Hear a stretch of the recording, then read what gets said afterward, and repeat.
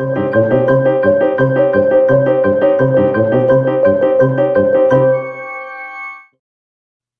right, today's secret sauce is about proper screen mesh tension. It's all about the screen. That's why it's called screen printing. Screen mesh loses tension over time, and unfortunately, most decorators try to hold on to those screens long after their prime. The majority of screen printers today use static aluminum frames. Some people still use wood frames. There are also retentionable frames available, but that's for another secret sauce.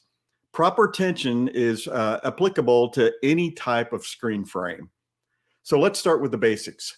Screen mesh tension is measured in newtons. This is the measurement of deflection, or how much give the mesh has when weight is applied to it. So what's the proper mesh tension for garment printing? Ideal tension is 25 to 35 newtons. I could print a perfect full color photographic image on a black t-shirt with these screens. 15 to 20 newtons is acceptable since most screen printing production is 1 and 2 colors. 15 to 25 Newton screen is going to be fine. Screens with tension as low as 10 newtons need to be taken out of your rotation. So here's some good news though. Many suppliers offer a trade-in program, so you can send them your old frames and they'll offer you a discount on new properly tensioned screens. And if your supplier doesn't do it, call around. There are lots of folks who do this, who offer this. So what's the big deal? What happens when your screens have poor tension? One issue can be fabric wave.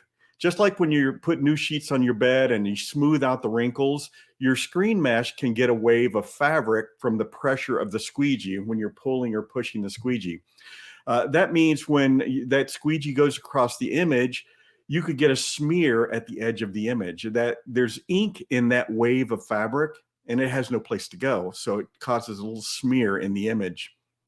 The majority of issues is release from the garment. So when you lift the screen after the print, you hear a pop, and a lot of screen printers, when I talk about this in my classes, they're like, look at each other. Oh yeah, yeah. So you hear that pop, that means the mesh stuck to the ink on the shirt and didn't release well. So that can cause a rough feel to the print, rough actual texture to the print. On a dark garment, you might see white speckles in the color ink. That's because you printed your white underbase with a low tension screen, then flashed that rust surface, and then the white peeks through the colors printed on top. That's a popular problem I get calls about. So a poorly tensioned screen will cause print quality issues. So do I need to buy a tension meter? You use a tension meter on the screen mesh to measure the newtons. If you have retentionable frames, yes, you have to have a tension meter to retension that mesh. If you have static aluminum or wood frames like most screen printers use, you don't have to have one, but put it on your wish list. It's nice to have. Without a tension meter, you'll have to pay closer attention to your mesh and watch for it sticking to the garment or feeling soft when you press on the mesh with your fingertip. So in screen printing, it's all about the screen. Properly tensioned screen mesh will get you 90% there. That's my secret sauce for today.